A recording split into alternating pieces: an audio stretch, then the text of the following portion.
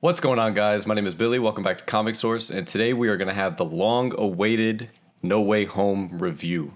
And today I have with me the Road to Miles Morales crew and the future Road to Spider-Man PS5 review crew, TKD123 from PlayStation Source. How are you doing today, Kevin? Yes, sir. Spider-Man 2 Symbiote Craven. You already know. Hopefully co-op with Peter and Miles. Not for the main story, but for some side some side mission stuff. Think like Ghost of Tsushima Legends, you know what I'm saying? That'd be lit.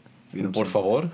You know what I'm saying? And I also have with us today Orly, the Arachnite. How are we doing today, sir?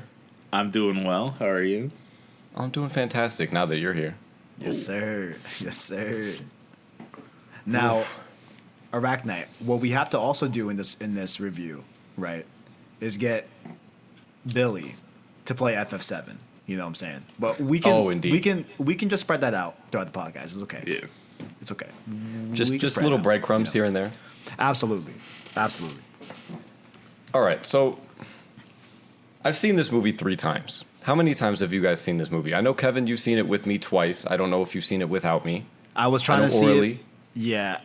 I was trying to squeeze a third viewing in, but only got 2. I've only got 2. Only got 2. It's okay, because this is, in my opinion, so far, the second best Spider-Man movie of all time. Okay, you're already starting at the ranking. Okay. Is that already accurate? At number 2. No, I just wanted to, I don't want to go with the full ranking. I just want to make sure that we have it out here that this is what I believe. This movie is amazing. It is beautiful. It's poetic. There is art in this movie. And I want to make sure that we include Martin Scorsese, kick rocks. Kick Bro, rocks, he Martin made Scorsese. one. This is cinema. He made one comment 2 years ago, bro. I know he did.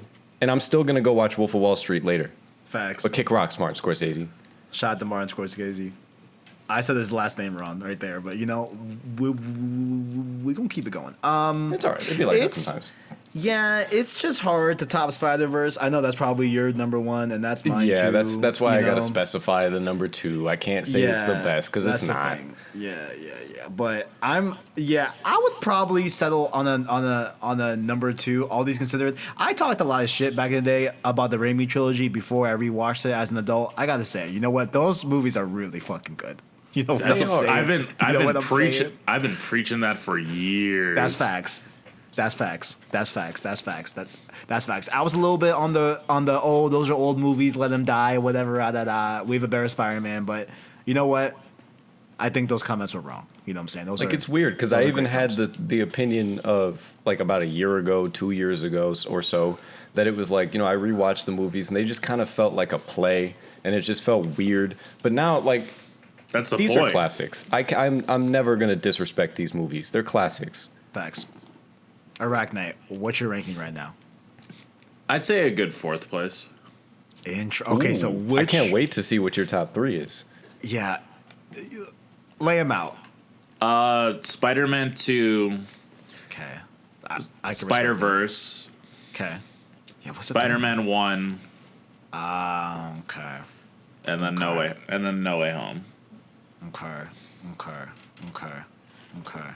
I can respect that, honestly. I can't hate on it. I can't hate on it. Yeah, because Spider-Man 2 and Spider-Man 1 are up there for me too. I think I put Homecoming somewhere in there too because listen, man, look, that movie's fucking fun. Like that's a great fun watch. You know what I'm saying? Orly's gonna hate me, but in my rankings, I have Homecoming and Spider-Man 1 as AB of their rank. Okay, so they're in the same tier. They're in this. They have the same numeric value, but they're AB.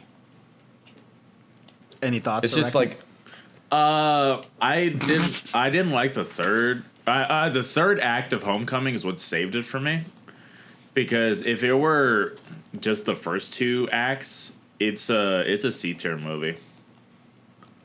Oof. Wow, that's a take. That's a take. That's interesting. I really don't like Homecoming all that much. I haven't rewatched it since 2017. I think it's a fun movie, and I saw it 3 times in 2017. It's a good watch. Like it's a fun time. It's a really fun time. I enjoy it. And then even beside the Iron Boy Jr. argument, which has its merits. They made fun of that in No Way Home. Oh, they definitely did make fun of that. And also, I'd like to point out, besides the one mention of them teaching, I believe, Doc Ock about like the fabric of this universe, there's no mention of Tony Stark at all. Yeah. No, that's on purpose. Yeah, that's something I want to bring up later. Like, Definitely. But I feel like this movie they took their time with it. Like looking through everything that happens, like in No Way Home, right? For example, you can pick out 5-6 scenes in the movie that you could have done without it. There's really like nothing of substance in those scenes. But when you go to No Way Home, I was just trying to do like a plot recap just by myself this morning so that I could just refresh my mind on it. And every scene back to back to back has some sort of importance to it. And honestly, like I really value that. Right. Like I would argue that. What is your argument? Well, it depends if we can go into spoiler territory. Oh, of course, this is full spoilers. Yeah. Okay. This is full There's spoilers. no first half spoiler-free review. Nah, man. Yeah, no. This is full beyond spoilers. Aunt May is dead. 2 Spider-Mans. Holy Daredevil. shit. Holy shit. Bruh. Matt Murdock. It's the scene where they're like cracking each other's backs. Like you could have done without that. It's character building, and I like it. But like for the sake of argument, like you could have done without it. You're right. For the sake of argument, I did say when when I watched it, I was like, okay, if there was any scene that was going to be on the bubble, like if they needed to cut down the runtime a little bit, that was going to be it. That's fair. Yeah. That was going to be it. You're not wrong. I mean, Maybe I was being a little bit hyperbolic. well, I mean, where I agree more with Billy, right, is like I don't think there's no scene like Far From Home bus drone scene that's like completely ridiculous, right? Like that's what I would argue. That scene should have been cut. I don't know why that scene Just made the final. Like, there's no point. Like, Even if you want to talk besides the physics I of him hate that jumping scene. out of a bus and landing in the same spot, that just makes no sense. I really hate that Yeah, that scene alone put Far From Home in the bottom 2. Oh Bottom no, the two? bottom 2. Bottom But- 2. Wait, does Come this on, ranking include Venom? It does not include Venom. Okay, that makes me feel a little bit better. Bottom 2? I don't know about bottom 2, bro. It Bottom 2? is, I would arguably the worst. Oh, man. Come on, man. I mean, out of the trilogy? Out of the trilogy? Man. Are you talking about out of the trilogy or out of out of- all? Or of like them? all Spider-Man. Out of all of them, I'm gonna be real here. Oh, come on. Spider-Man 3? Sir, are you kidding Spider-Man me? 3. Amazing Spider-Man 2? I would rather watch The Amazing Spider-Man 2 than Far From Home. Orly, I have half a mind to kick you off this fat cast. cap. That's fat cap. That's No, fat cap. let me argue that I real am quick. disgusted. Amazing Spider-Man 2's got some junk. Like, it's got a lot of garbage in it. But Far From Home had that whole Brad thing. Brad is a whole point in that film. Sucked. Facts. Not wrong. Finding his pants down, changing in front of this random shield woman's dumb. But in you're not Amazing wrong. Spider-Man 2, everything with Electro was awful. But Yes, those including the swinging fact scenes, that he can teleport and was still hit by a police car. yeah. The swinging scenes and like all those action scenes with the CGI is what really elevates the Amazing Spider-Man 2 for me, because it's fun. It's not good, but it's fun. But Far From Home, Far From Home. Aside from that last bridge fight, I don't like anything in that movie up till that like bridge fight scene. Like Mysterio was good because like they did a good You job don't like making the scene leading up until the train? the illusion scene is also all right, but I hate how much Tony Stark is in it. Right. Like it's like, oh, everything, like you're afraid of losing MJ and you Stark, but it's like, yeah, what about Aunt May or Ned or like your wife? That's like nope, just a lot of too much Tony Stark, which that's something they rectified in No Way Home that I really do appreciate. No Way Home fixed a lot of problems I had with MCU Spider-Man. Talking with Arachnite, right? Really like opened my eyes to like number one, like he like made me see the cracks and the flaws of Tom Spider-Man, right? And like started me down like, man, like I feel you when you say like, I just want like him to deal with a problem in New York, right? And have a red and blue suit and just go back to like kind of like a basic storyline that like doesn't have to necessarily connect to like the wider MCU, right? But like at the end of the day, I don't know. It's like, I mean, like Tony Stark is a very critical part of the entire phase 1 through 3 of the MCU. So I mean, like, this is just the Peter we got. It's I feel like they it's off wanted the to- backbone of Tony Stark. Like it is what it is. I feel like they just wanted to go into the fact that like we have this connected universe. Yeah. Like this is the first time we've been able to do this ever. Let's use it, right? And then they just went a little bit too deep with it, realized that that's not exactly what people wanted, and then now at the end of No Way Home, we're at that point that we want. Oh, yes, where we it's the friendly neighborhood Spider-Man, nobody knows who he is. We're in New York. We have that ground level stuff that we're talking about with the perfect red and blue suit. I honestly, real quick, I want to know how Orly feels about that suit because I think it's gorgeous. Maybe it's a little bit too sleek. It's gorgeous. Stuff like that. I feel like he would be probably damn near hypothermic in that suit in the snow. It is. It's gorgeous. So gorgeous. I got more hyped seeing that suit than anything in the first two Tom's trilogy. Like, they're the only moments that I remember getting hyped in like Homecoming or Far From Home. Homecoming is the rubble lifting scene. Facts. Love that scene. And the bridge fight in Far From Home. Facts. But Facts.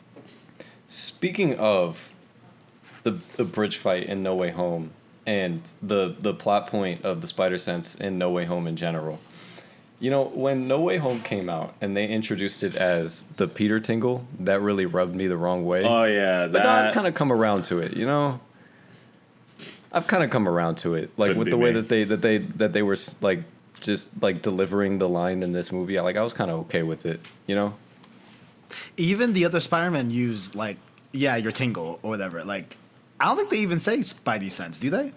Like the other Spider-Man, like No, Tom like and Andrew. it was like a point in the final battle where he was like, "Come on, like trust your tingle, let's go." Yeah. But the reason that they call it a tingle, and it's is because that's how they describe it. They've never had to describe the like it's like, oh, it's my spider sense, because that sounds a little cheesy. Yeah. But like in the comics, Peter describes it as a tingle in the back of his head.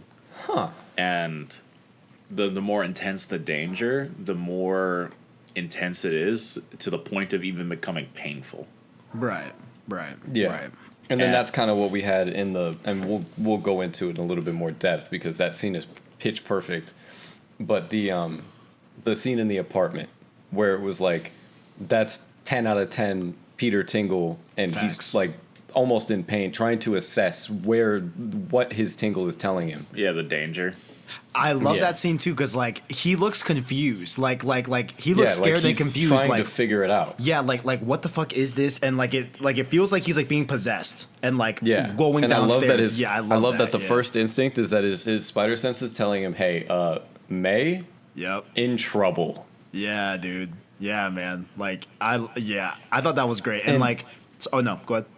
Oh, sorry. And also regarding the spider sense, I didn't notice this in any of my 3 watchings, but granted, about 30 minutes in, my brain just goes, "Oh, we're watching the movie. Let's just enjoy this. We're not looking for anything anymore specifically." But my friend said that when he watched it, he noticed that in some particular scenes, I think specifically he was talking about when Peter's astral form was pushed out by Doctor Strange. Yeah. That the Peter tingle actually creates the wavy lines above his head, like Yeah, it was in the comics. It does. That's fucking It does? awesome, That's dude. sick. Yeah. I didn't notice it because I wasn't specifically looking for it, but that is sick. I had heard about that on Twitter and then saw it on the second viewing. Like, it's like a transparent, like, like squiggly Wave. line that you Yeah. can see. Yeah, it's fucking cool, man. Yeah, I thought that thing was great. In terms of, like, also, it is pretty cool that, like, I think what they rather, like, whether it was intentional or not or whatever, like, and y'all let me know if I'm off base on this, but, like, it seems like they had Peter, like, have his Spidey sense grow more as the trilogy went on, right?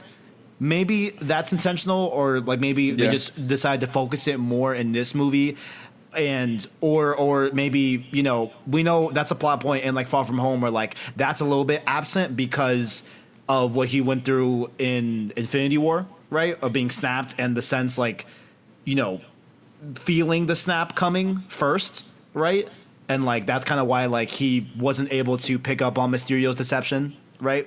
But do we think that's true, or, like, am I just reading into things? Am I off base It's on weird. that? I feel like they didn't really convey it in the perfect way to where, like, it's totally understandable, in my Right. opinion. I feel like maybe it's kind of like a thing where, obviously in Infinity War, his spider sense, I mean, this is a plot point cover up similar to Spider-Man 2, where it was John Favreau's son Right. in the Iron Man thing, but they called it Peter Parker because it was in Queens. What's it called? I feel like since the spider sense detected that he was going to be snapped, then he was snapped. It's kind of like a subconscious, like, I never want to go through that thing again. Yeah. So he kind of shoved it back into his subconscious, but it's a piece of him, so it just starts to kind of come out, and he gets a little bit more comfortable with it. And then that's when they get to, like, outline and highlight how it actually works in the MCU. I don't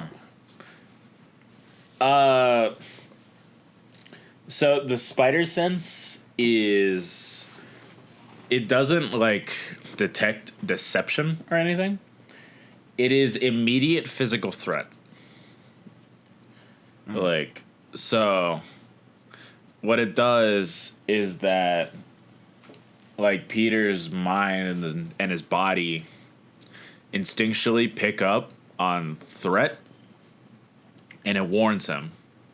And it reacts on its own, but something that he had to learn, like, when he was, starting out as Spider-Man, is how to trust it and how to let his body move on his own. Which is why when Strange was trying to grab the box, his body was reacting like that. Yeah. Right. Because Okay. my knowledge of the spider sense is that it's not reactionary, it's precognitive. Right? It is. That's my knowledge of it. And I have, honestly, like, a 2% feeling that I got that from you. Probably incorrect on that one. It depends on the spider sense, and it depends. Like, there have been comic runs where Peter has trained it to the point of precognition. Like, if he Okay, but at base value, it's not precognitive. on base value, it's his reaction time. He can process a threat, assess it, and move in the time that it takes for a gun to fire. Right. That's so much cooler. Which we literally saw in Far From Home. Yeah, like Yeah. in the comics, Peter was able to. A guy raised the gun, and he was able to web it, like web the barrel, before he could even pull the trigger. Right. Which is like what Kevin was saying, where he's staring down at Mysterio, but then grabs the gun behind him. Yeah. Yeah. Yeah, Which is like- just so dark, by the way. I think we forget the fact that Mysterio was about to shoot a child in the head. Make him a dolphin, you know what I'm saying? yeah. Stop. Okay. Let me stop. I love to hate Mysterio. So I I, guess, don't know, I like, thought it was interesting. I liked it. yeah, so, like, But- I guess it's not so much like the Peter Tingle, like, growing over time, right? Like, it's He's not like getting his better. abilities, he's better utilizing it. Yeah, I actually like that a lot more.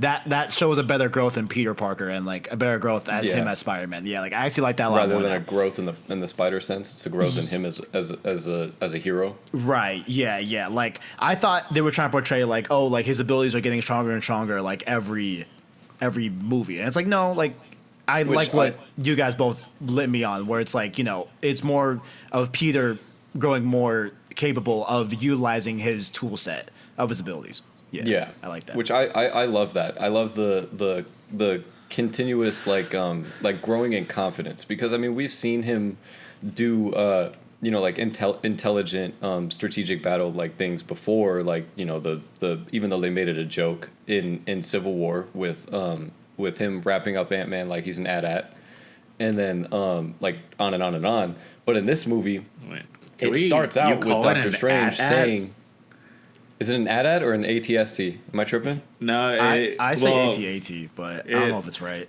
It is. No, it's your pronunciation. He's on two legs. You don't like me saying AT-AT instead of AT-AT? Dude. I say I'm gonna keep saying it now. I say I'm gonna keep saying it now. I don't know where I heard AT-AT. I didn't just make this up myself. I heard it somewhere else, but I'm gonna keep saying it. I've definitely heard AT-AT before. I've heard people call it that too. So like me, it's just like whatever, like GIF, whatever, But no, like, I'm sorry if you call it GIF. But then like if we're gonna say AT-AT, is it ATST? Like how we say? Well, that one's just ATST? a little bit harder. Yeah, I say AT-AT because it's faster than AT-AT. that's fair. But that's ATST is not easier or faster than ATST. I will allow it. I will allow it. We'll allow it, indeed. But this movie even starts out with Doctor Strange. Sometimes I forget that you're just a kid. Moving on to the end where he actually has like a newfound like respect for Spider-Man. Yeah. I loved the Doctor Strange and Peter moments. Like my favorite one still that like stuck out to me a lot on my second viewing, that I think just got lost because there was so much other things to focus on later on in the movie. But when Strange and Peter have that heart to heart after the spell gets messed up, and Strange is giving him like the fucking father talk, like why don't you just live with what has happened? You know what I'm saying? And like perhaps go to your professor and like see if you can talk your way into MIT. Like I don't know, like that moment I thought was really great. And then also Strange being just completely just taken aback by having his astral form out of his body and then the physical body like reacting to Strange, right? I thought that was a really cool moment because like I feel like it's rare that we've seen Doctor Strange like be taken aback by something in the MCU, or like being shocked or like surprised by something. You know? Exactly. He's the guy that everybody goes to. Right. I mean, that's what we see here. Yeah. But like, I also love the interaction that like just highlights Peter's humanity with the Parker. There, in the grand calculus of the universe, their sacrifice means infinitely more than their lives.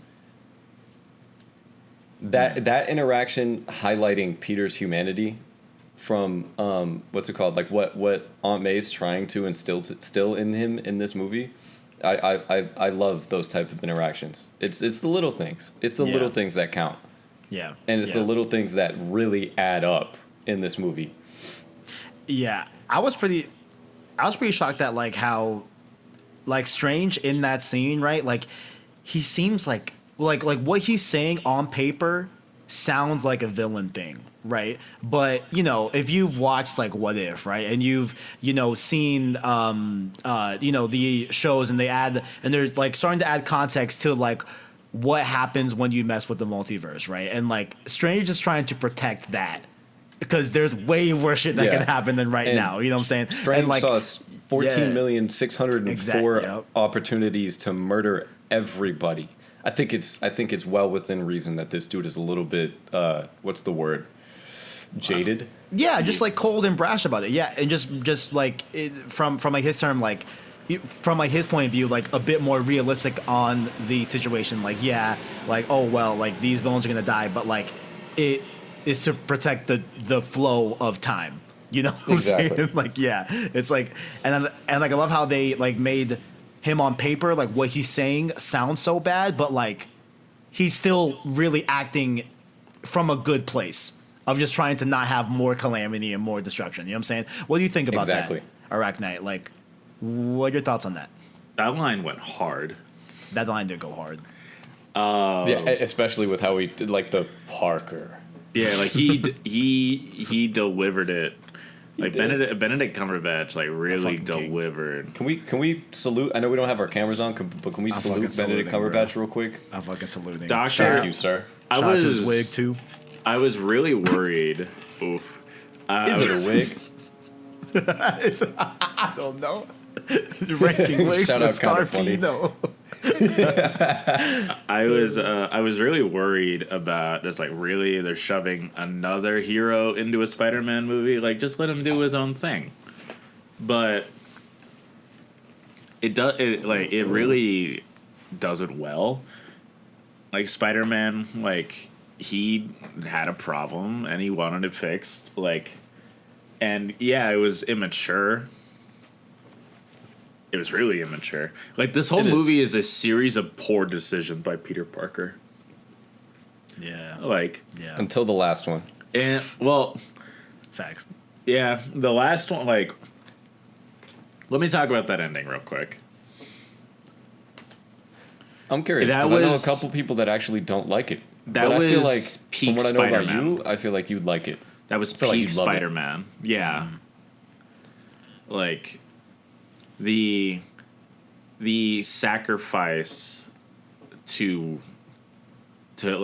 protect and to uphold the values that were instilled in him that he didn't get from Stark, that he didn't get from Strange, that he didn't get from anybody but the family that raised him.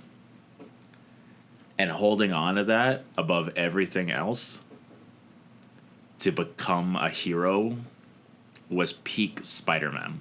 Yeah, if that's not Peter, That's don't say. I don't know what it is. That was peak Peter Parker.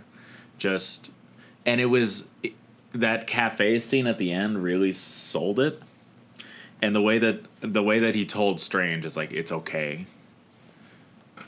Yeah. It's, this is what has to happen. There's no alternative. I made the mistake, and he swore that he would fix it. And he did. Yeah. Yeah. So, And I do also want to bring up a side point about that final decision, the final spell that I saw earlier today on Instagram, just by happenstance. It's a comic panel of Spider-Man talking to the Hulk. I don't know if you guys are familiar with this. I'm definitely not. I've never seen this until just now. But the Hulk and Spider-Man are talking, and Hulk says, "What are you doing, Peter?" And then he says, "I'm just giving you a hug, big man." Then he goes, "Wait, did you just call me Peter?" And then Hulk said, "You made everyone forget who you are. Banner forgot, but I don't forget." Oh. And I just thought it was interesting that while I'm sitting here typing out my little outline for No Way Home, the movie that ended with a spell of everybody on Earth forgetting or everybody in the multiverse forgetting who Peter Parker is, I think then I it's see just something about the Hulk not. I don't And that would be think kind of cool. that would be kind of cool. That would be. I don't think it's the multiverse. I think it's just their Earth because Strange doesn't have the power to do that.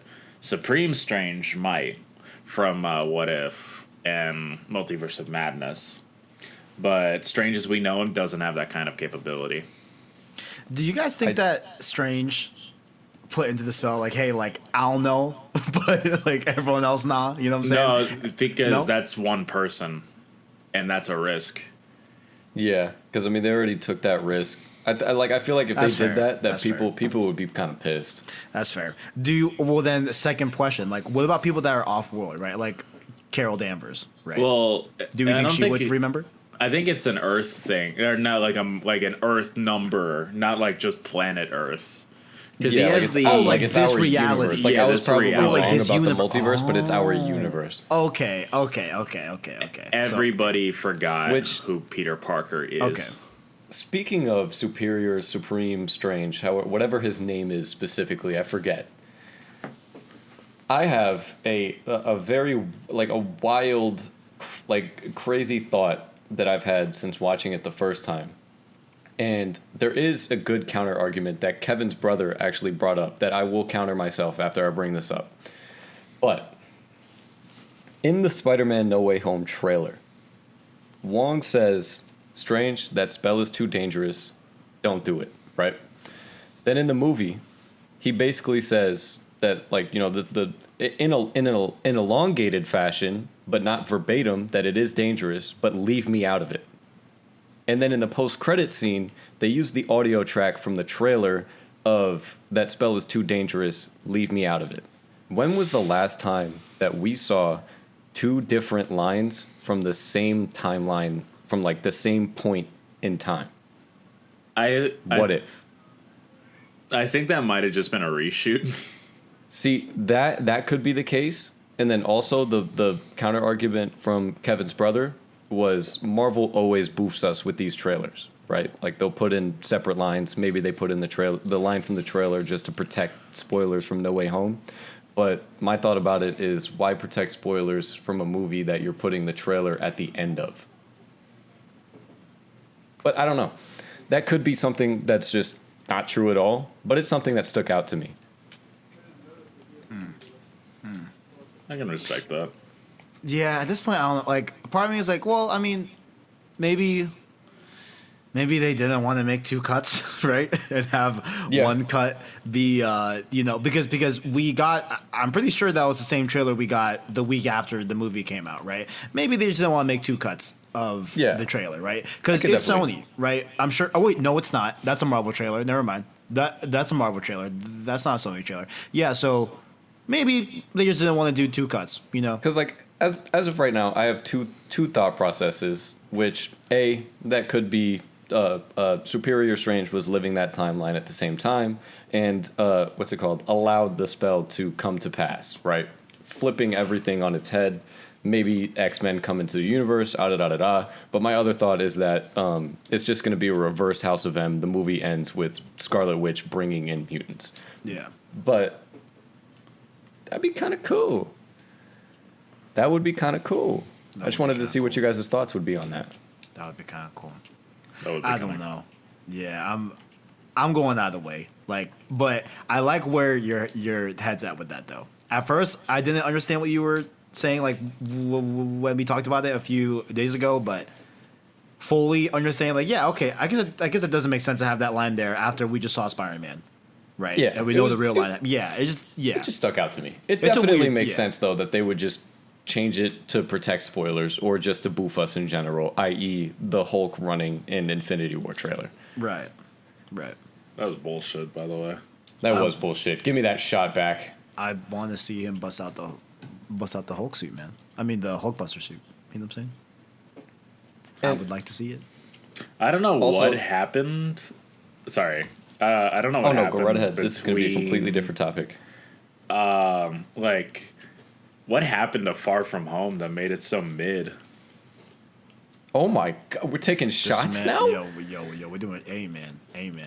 Hey, like compare Homecoming, Far From Home, and No Way Home. I'll stand by Far From Home's the weakest. I will stand by that, but I'll stand by that too. I wouldn't call it bad. I disagree, but hey, I would at least argue I will settle with mid. I can accept someone saying mid, I suppose, but not bad. See, when you say mid, I feel like a lot of people, including me, say mid in a different definition than it actually is. Rank it out of 10. Or rate it out of 10. Well, mid would be just like a 5 out of 10. It's the middle. Okay, cool. See, I just wanted to make sure because I said mid for the Hawkeye finale, but when I say mid for the Hawkeye finale, I really mean that it's one of the worst things I've ever watched. I only cared about Hawkeye. It's like, oh, we got Echo, and that means Daredevil, and we got Kingpin, which also means Daredevil, and that's it. That's all I cared about.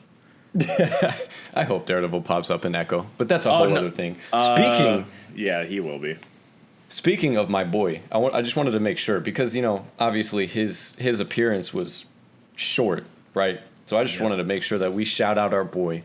We finally got him. 19,050 years later.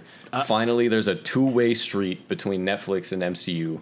I don't care if they even just, because obviously Netflix owns the rights to the story, not the characters. I don't care if they want to do a whole other story. Vincent D'Onofrio says that this is the same Wilson Fisk that we saw before. I don't care. We got the actors. We are lit. I call for another salute for our boy. Another salute for our boy Matthew. Matty fucking Murdoch. Thank you, Charlie. Fucking Thank king. you. Thank you, Charlie. Charlie fucking Cox. And Cox. also, I think it would be very. I think it would be very Jesus. within. Charlie, wait. That went in my ear and out the other one. Wait a minute. Yeah, you really didn't process that one. All right. This I cast did. is no longer made for children. man. I can't list it as made for kids. This is X-rated. YouTube only checks for bad words for the first 10 minutes of the video. We're good. Let's go. It's all good. It's all good. Let's go. It's all And good. also, I feel like what's it called? Obviously, it's not something that they're gonna do. But you know, if I was Peter Parker and everybody forgot about me and I needed some help on some superhero stuff, maybe the blind lawyer that caught a brick would be one of the first places I go, because you know he lives down the block. But that's just me. That's just me. That's just me. I don't know why he did that. Like, Daredevil's identity is a secret. It is. It is. I don't know why he did that. Maybe it's I think it because was he knows instincts, he's right? around. It's That's what I thought. Instincts, but like I think maybe he just knows he's around an outed hero, somebody who knows an outed hero, and somebody who worked for an outed hero. Maybe he just feels comfortable. I don't know. Daredevil didn't even want to take off his mask in front of the Defenders. Do you remember? I didn't watch that show. So I don't remember that show at all. I kind of pushed it out of my memory. So Yeah, in the Defenders, he's talking to Jessica Jones, and they're with Luke Cage and Iron Fist, and Matt still has the mask on, and and Jessica's like, "Hey, might as well just take it off. They don't trust you. I don't trust you, and the only way to get us to trust you is to show your face." And Matt just tells her to go to hell. She's like, "Hey, you're Matt Murdock. You're the devil of Hell's Kitchen. I figured it out. They're gonna figure it out. Just save us the trouble." And he agrees because he knows that it's like fine, but it's like very he begrudgingly agrees. It's like fine. That is a thing. So That is a thing. But honestly, I accept that a little bit more than Wilson Fisk letting somebody quit like it's Goldman Sachs and then getting mopped 3 times in a row. bro. Wait, what? Sorry, I just needed to highlight the fact that I hated that a lot. Wilson Fisk getting hit by a car, then hit by the other thing, and then it's just like 3 did he die moments within 5 minutes. I value Matt Murdock being able to reveal his identity to them more than what they did with Wilson Fisk. I just kind of hope that they can up the ante on both of them the next time that we see them. Yeah, I'm sure they yeah. will. Yeah, to touch lightly on that, like I just hated the off-screen gunshot sound. We're better than that. The We MCU's are. better than that. You know what I'm saying? Like that's such a fucking trope bullshit that because I didn't know that whole comic where he gets blinded by Echo from the gunshots and everything. So if the average person doesn't look and figure that out or knows that going in, you're really gonna build up this character, the boss, this whole season, and then act like you're gonna kill him just to reveal him in Echo. That's fucking whack to me. You know what I'm saying? Yeah, like it was That's really lame. whatever. I don't want to start complaining about Hawkeye because I'll keep going. Yeah. What I do want to talk about is one of my favorite things in this movie, and that's the brutality. The Peter was round going 1 up. fight Yeah. of Peter versus Goblin and the round 2 fight of Peter versus Goblin are some of my favorite. Chef's was kiss. fucking lit. Him jumping on his shoulders and beating the shit out of him while Goblin just smiles at him more and more is just gorgeous. Yeah, man. And I know you guys saw the same parallel that I did with Joker in the precinct and where is she? Parallels. Yeah. Give me Willem Dafoe as an Arkham series style Joker opposite Robert Pattinson. Por favor. I know they have already casted Joker. I know that that's part of their 1 and 2 A and B script that they released. I don't care. Get rid of him. Bring in Willem Dafoe. Por favor. Because that's not the only scene where I see that. The other scene where I see that is right before the death of Aunt May. Like, are you telling me it's choking you, Peter? Can't you feel it? Is that not Joker? Am I not looking at Joker right now? You're not wrong. You're definitely not wrong. Goblin felt a lot more sadistic. He did, and I loved it. I loved every second of it. Yeah. It was like, and it's, I know that mental health is a touchy subject, and they're really starting in film and movies, especially like the MCU projects that have come out. All of the Disney Plus content that's come out has touched on some form of mental health. And the scene of Goblin, or at that point it's still Norman Osborn in Feast, was just the perfect representation of a schizophrenic episode. Yeah, I was really blown away of that monologue seeing the second time. Like just seeing like, okay, yeah, that's Norman like legitimately freaking out. Right, Yeah, like he's fighting for his life. Literally, yeah. He's over here like stealing donuts from the countertop because like he doesn't know when his next meal is gonna be. Like that's insane. You know what I'm saying? Like I was like, damn, like that's a really good like, and it makes sense what he's saying. Like, oh, like he would go to search for Oscorp. It's not there. Doesn't exist. What the fuck? Yeah, because you he doesn't know that he's on a different universe. That's insane. Yeah. And then before the inner monologue of Willem Dafoe, of Norman Osborn versus Green Goblin in the alley, that was highly necessary. Yeah. It's something that I'm really, really glad that they included. Yeah, Goblin steals the show. At least I'm at like he. Oh yeah, absolutely. Entirely. I will cry if he can at least get nominated for best supporting actor. Like, Facts. Please, he deserves it. Doc Ock 2 was great too. I love his arc too. He was great, including. Yeah. Sorry, including the interaction between the two of them. Because, we never got that before. That was dope. Yeah, man.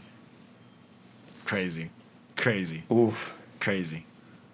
Yeah. And also, speaking of that, with the... Because, maybe it was just a quick line or whatever.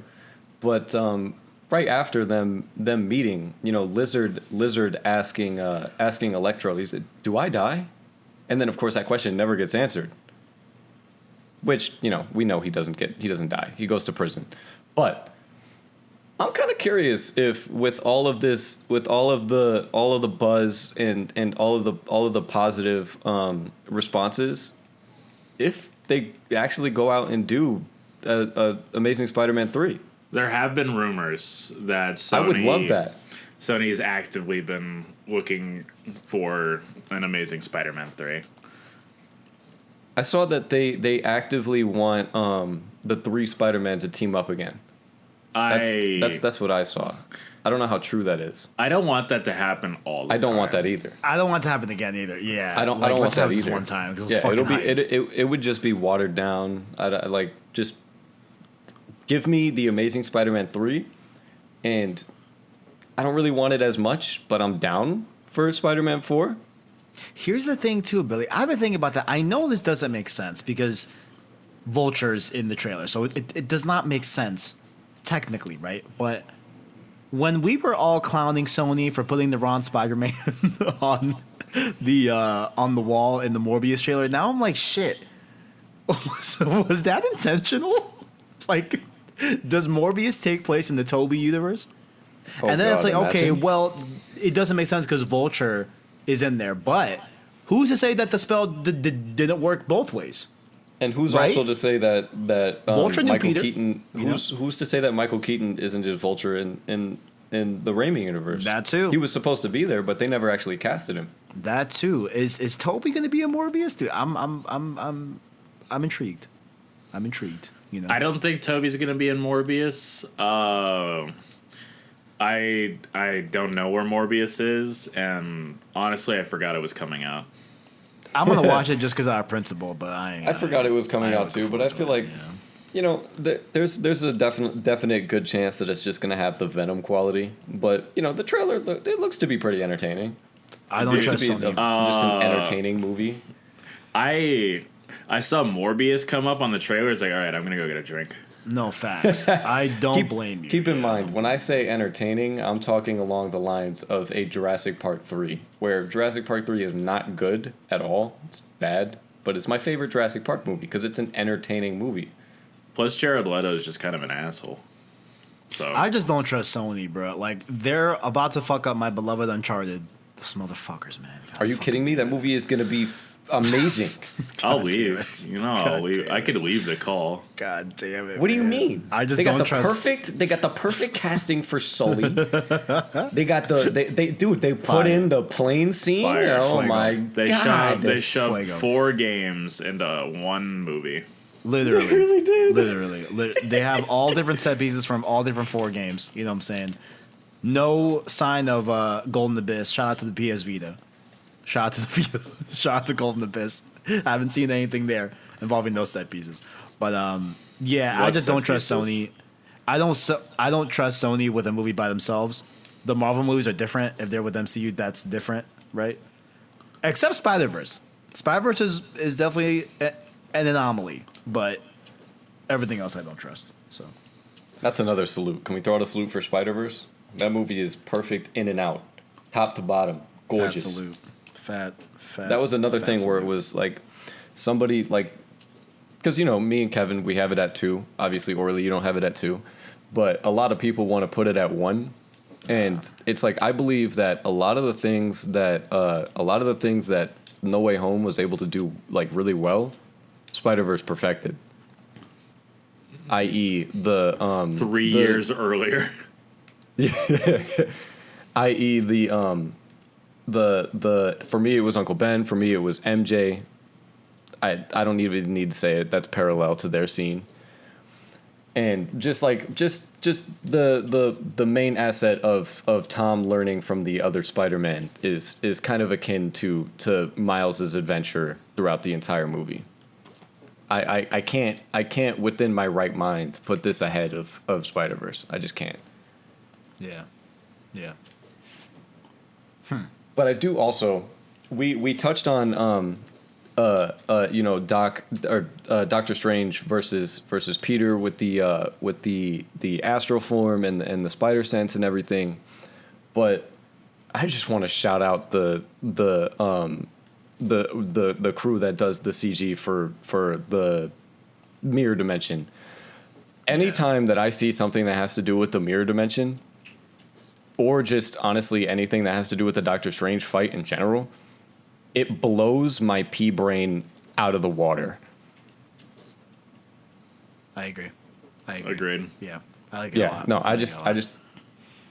like they hit on every single detail of that, and it's just like, god damn.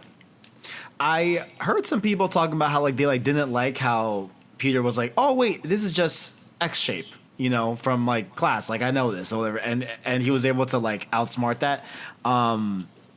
Yeah, people forget that Peter is a top 10 IQ on the planet. Yeah, I really like that. You know what I'm saying? And like I feel like it kind of grounds a little bit of like the like magic of Doctor Strange in a way where like why do I want magic to be grounded? That seems like an oxymoron. That just seems like opposites, right? But I don't know. Like I just like when it kind of when something kind of makes sense of what Strange is doing and Yeah. like you know maybe he like doesn't want to hurt Peter, right? And maybe that was the way of showing it, where it's like, oh, he's doing an illusion that like isn't that crazy, you know what I'm saying? Or like, you know, Yeah, it's not. Yeah, It's not an illusion He's that trying would to attack stop. Peter. He's just trying to stop him, not confuse beat Yeah, him. he's trying to yeah. confuse him exactly. Yeah. And it's like, I I like how don't- Peter outsmarted him. Because I like like if you really think about it, you're like the mirror dimension. You're collapsing everything on top of each other.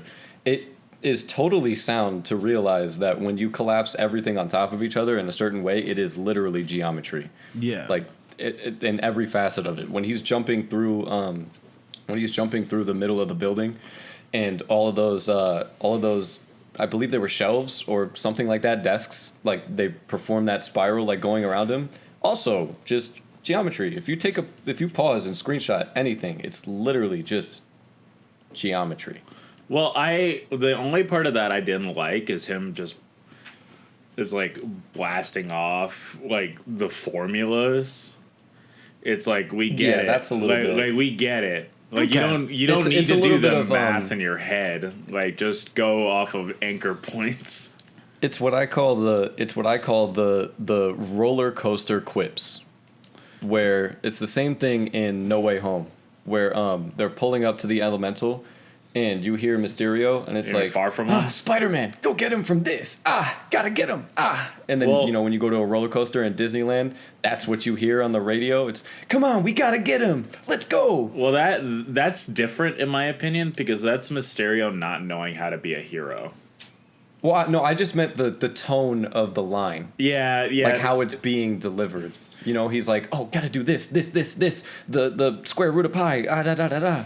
That's what it feels like to me. Same thing as the fairy in Homecoming, where he's like, web bomb, go. Yeah. It's I didn't like that. It does sound like something you'd hear in a roller coaster. Yeah, It's just- I think it's something that's more for like the younger audience. I love the 3 Spider-Men doing science. We haven't even talked about the fucking 3 Spider-Man, bro. What the fuck are we doing? Oh my guys? god! What are we And then of fucking course doing? they give us the meme. Yes. They give us the meme. They give us the meme twice. Perfect. We're calling for Spider-Man, and then they all point at each other. Oh my god! There was a lot of memes in this. I forgot. I'm something of a scientist myself. I loved it. The power of the sun, palm of my hands, all that. And that was great when he held the arc reactor and he said the power of the sun in the palm of my hands. Ooh, you know what? There's not a ton to say about Electro. Let me just get this out. I really like how Electro, like, going into this new universe, right, is like feeling the new energy, right, of Yeah. this different universe. Like, I love how he was so like all like, I want a taste of that when he saw the arc reactor, and that's a new element that Tony Stark literally made. Like him being like, holy shit! Like, I like his enthusiasm to the energy of the new universe. Yeah. And I like his new confidence. I like his new, just like his new design in general. I love that they were able to sneak in the comic book accurate suit. I'm doing air quotes right now. Suit, just because the electricity formed the mask rather than anything else. But Yeah. it was really cool that they were able to sneak that in. I love agree. that. I love the MCU's ability to take something in the comics that would be perceived as corny and be able to flip it and make it look cool and realistic. Yeah. And actually one of my favorite parts of the whole movie, I know this is like a really kind of like this is your favorite part, but I really do like how, we hear Electro reflecting on like, man, like you did a lot of good, Andrew Spider-Man. You did like a lot of good for like a lot of my neighborhood, and like New York as a whole, and like and I thought you were black, like it's like I just love how deep you can read into that in terms of like, anyone can wear the mask, like you see yourself in Spider-Man, like those aspects of what it means to be Spider-Man, right? And just be a friendly neighborhood Spider-Man. And like that yearning for Electro to like see himself in someone that he looks up to, and the Yeah. hope that like in the future, like there's a black Spider-Man, like that. I don't think it's getting talked about. Miles too. Yeah, like that's not getting talked about a lot. I think because like we're still in like the hey, let's keep it hush hush on the internet. It's kind of early, but I love that. I love that he was searching for himself in someone that he looked up to and idolized. I love that. And then Andrew also being like, hey, like I'm sorry, like in like a legitimate way, like not even like as a jokey way. Like it's like people laughed at that line, right? But like when you actually like look at that scene, Andrew's sincere, like, hey, like I'm sorry that like you didn't see yourself in me. You know what I'm saying? But there's hopefully a black Spider-Man out there, and there fucking better be. God damn it. There is. Did Electro ever find out who Peter Parker was? I don't think he did. It was I read I read something. Oh, so he doesn't he hadn't seen him unmasked. He doesn't know that it's Peter Parker, like Parker. But when they're in the fight, the final fight, Gwen shouts out Peter. So that would be the connection of, oh, he heard Peter, so that's Peter. What's up, Peter? Okay. It's kind of thin, but that's a reach. it's pretty thin. Hey, to get that one scene that I was just talking about, you know what? I'll allow it. You know what I'm saying? I'm with it. I will allow the reach. It's all right. I will allow the reach. Definitely. And also, just a whole point that we haven't really touched on yet. We touched on like right before it with when I talked about that feels like the Joker and the sadistic nature of Green Goblin, but that interaction between Tom and Aunt May, with like after she's already like she knows she's going, like, I'm sorry, she knows she's dying, and she still is with the notion of curing all of them. And then she delivers the with great power must also come great responsibility. Specifically, must also come great responsibility. Orly, I know you know where that's from.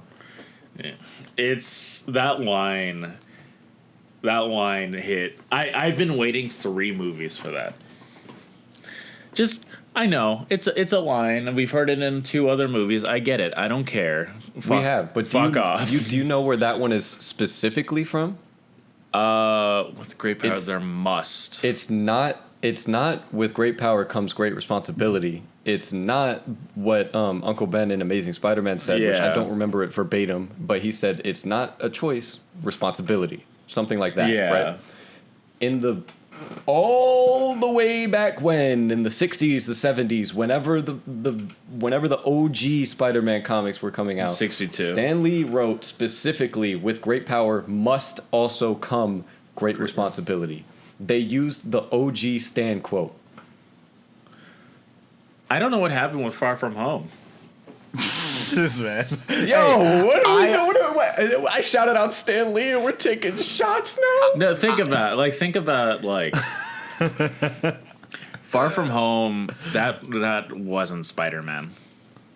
Like, he was heroic. You're right, it was Night Monkey. What do you mean? I hated that. That Night Monkey instantly dropped it to, like, bottom 3. So, Arachnite, as I feel like the most critical person in my life that is the most critical about Spider-Man, specifically MCU Spider-Man, to be fair, right? Are you okay with this line being delivered from Aunt May? Like, are you okay with like not hearing a lot about Uncle Ben from Tom Holland Spider-Man side? Like, are you? That's cool okay. with that? That's okay. It's just that. Okay.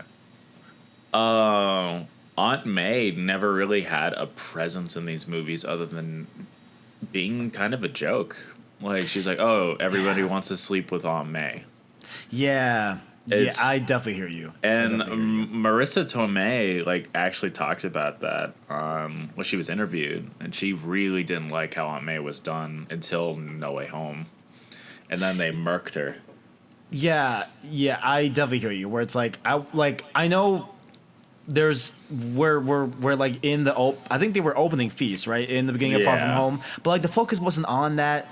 The focus wasn't, it was literally quite literally didn't. Yeah, like press and paparazzi just meeting Spider-Man at feast, and like I wish it was more, just showing Aunt May being truly caring for the community. Yeah, I definitely. They also took that headstone straight from the PS4 game. Yup. I ain't got no problem with it. I don't have a problem with it, but I wish we saw more. I wish we saw more of Aunt May being, like a humanitarian, like right, because it's said, not like we don't see it, we hear it, and that's something that I don't like in film as a whole. But they really did Aunt May dirty. Does Aunt May get blipped?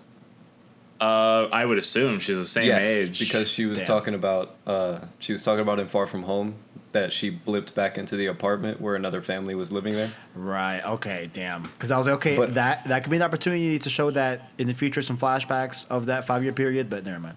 Go ahead. But I really do. I really do like them funneling the emotion that used to be Uncle Ben through Aunt May. I'm fine with that. I'm really cool with that. But what I don't like is them treating Uncle Ben like a, como se dice, bitch.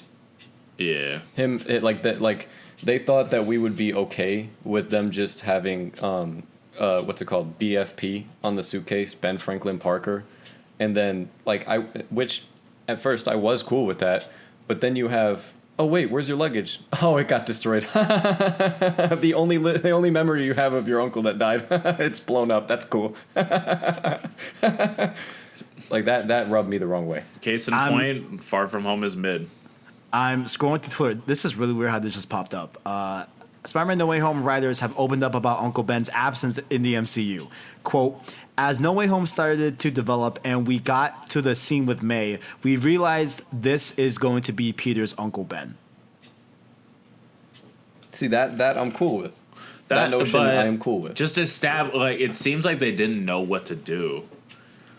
It's like, do we bring up Uncle Ben, or do we just kind of call it a day and call it a May?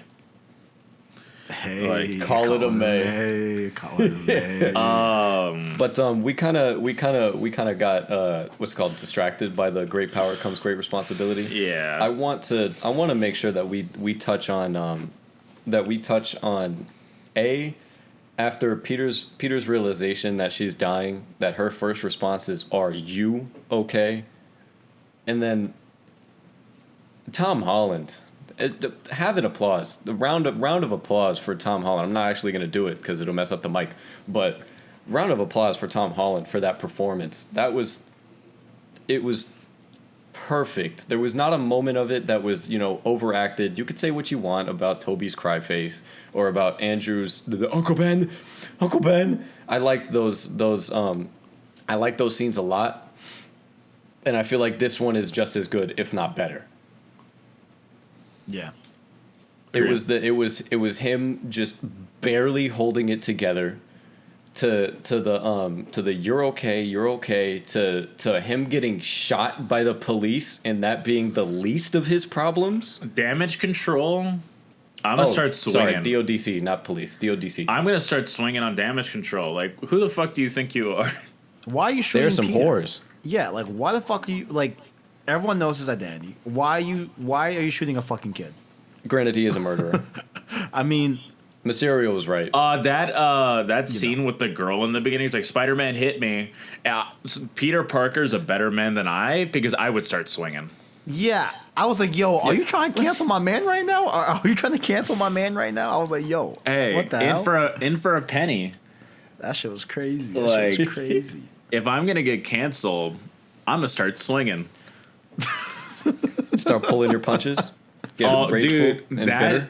I need an Amazing Spider-Man 3 now. Me too. Wait, yeah, I like the Ahmed that thing. My favorite line that he was using was like, "Hey, it's just me and you. It's just me and you, man." Yeah. I love that. But yeah, loved it. And then yeah.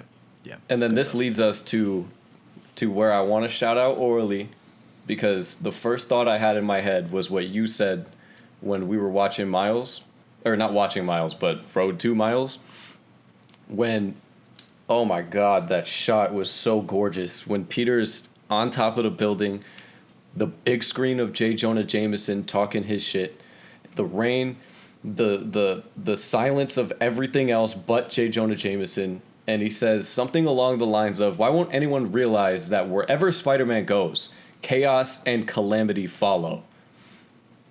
And then I remembered Orly saying, if you don the spider, your life is meant for pain and suffering, period.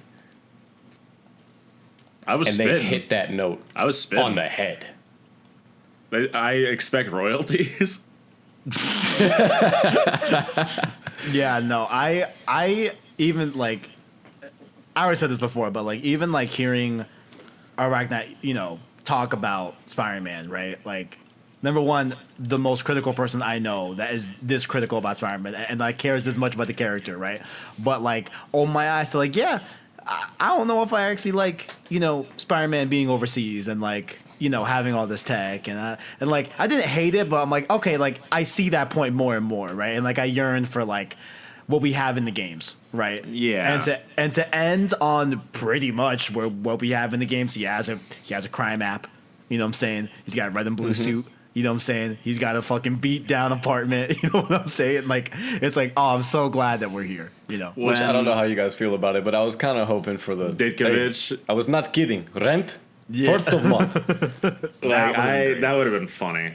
I would've liked but it. I would've liked that would have taken away from the emotional depth. Or maybe if you want to just do Ditkovich's son.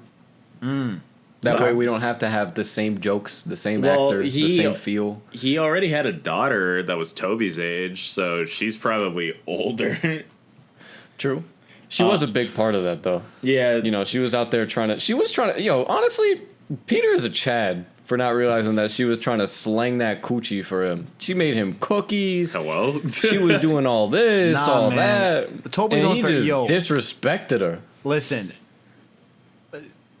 y'all can clip this out. Please don't. But look, man. Toby was looking for that prime rib. That was no prime rib. It's not prime rib. I'm gonna just say it's not prime rib. That was some but what lunch I will meat. Say, you know what I'm saying? But what I will say is that Mary Jane is prime rib with a bunch of bites taken out. All right, she was slanging that coochie across the city. Damn. Hey, I'd rather have that than lunch meat. That's all I'm gonna say. Hey man, give me the lunch chicken sandwich, man. I need that artisan grilled chicken.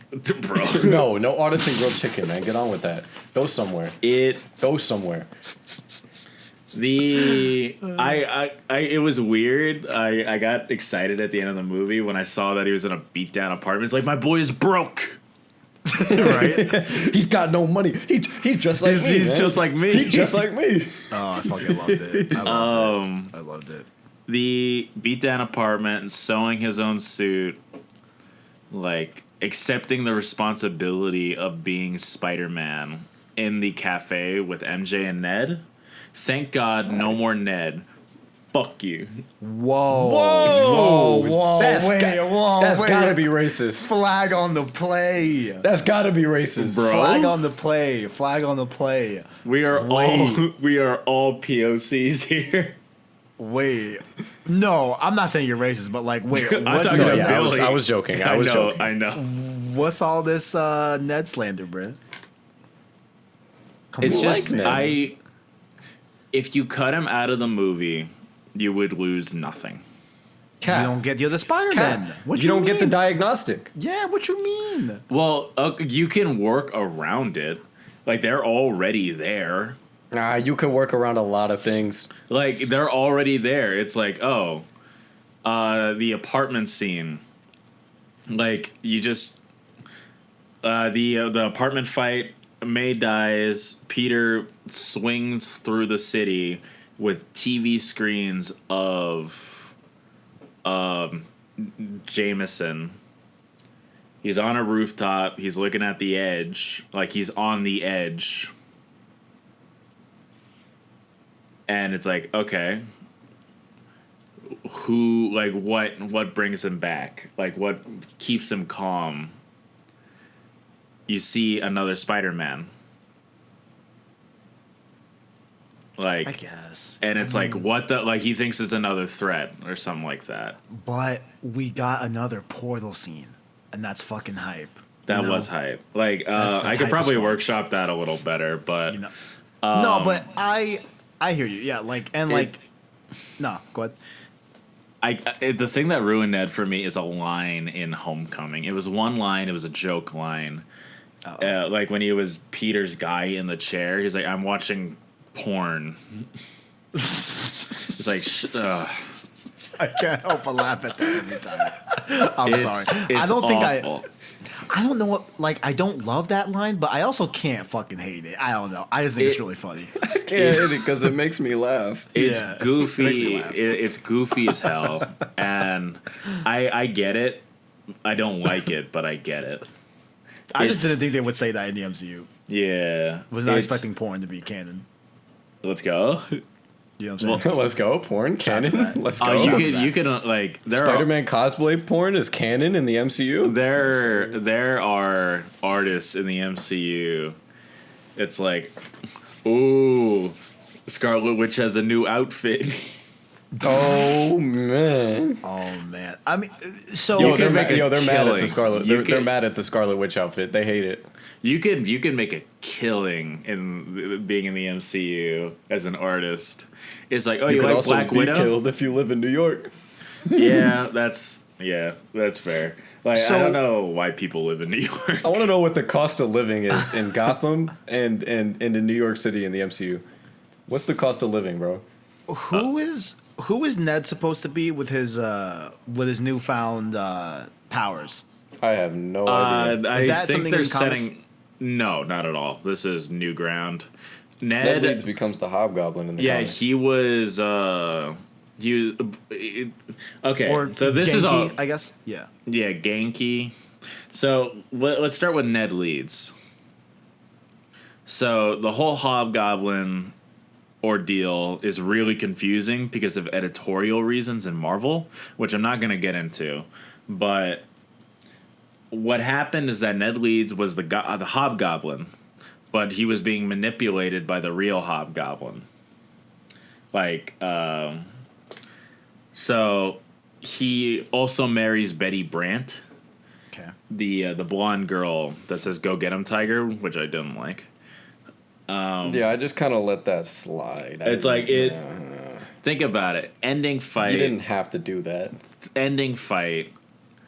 Peter is about to swing into battle with the other Spider-Man. They go up ahead in front of him, and MJ yells through the portal or whatever, "Go get him, Tiger." Yeah, like he just looks back because he wants to look back at MJ one more time because he knows that this is obviously a dangerous fight, Yeah, and then she delivers that. yeah. I either that or just don't do it. I don't like I let it slide, but I don't like Betty Brant saying "Go get him, Tiger." Yeah, or On top of the fact that it's forced. it sounds so forced, and at the end she's like, It's "Or so should I forced. say spider?" Spider. You're not a good reporter, by the way. I don't Betty. even You're think she not. was in that shot. Did y'all think she looked kind of weird in that shot? Like Well, she was- physically? She was good- looked no, it was weird green because screen. She was It was wearing green a screen. suit that was meant for a 40-year-old man. It was Yeah. green screened. Yeah.